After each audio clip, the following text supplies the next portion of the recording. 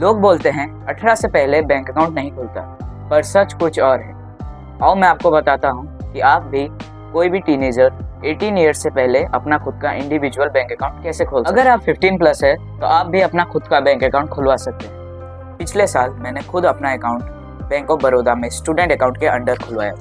आप भी अपने नियरेस्ट ब्रांच में जाकर स्टूडेंट अकाउंट के लिए अप्लाई कर सकते हैं। अकाउंट खुलवाने के लिए आपको ज़्यादा कुछ नहीं, बस अपना आधार कार्ड की ज़रूरत है। और हाँ, ये ज़रूर याद रखना कि आपके आधार कार्ड में आपका ही मोबाइल नंबर, ना कि आपके पेरेंट का, क्योंकि ये ज़रूरी है कि आपके आधार कार्ड में आपका मोबाइल नंबर हो, ताकि उसी मोबाइल नंबर से आप अपना यूपीआई अकाउंट ओपन होने के बाद आप कोई भी यूपीआई ऐप यूज़ कर सकते हैं, जैसे कि जीपे।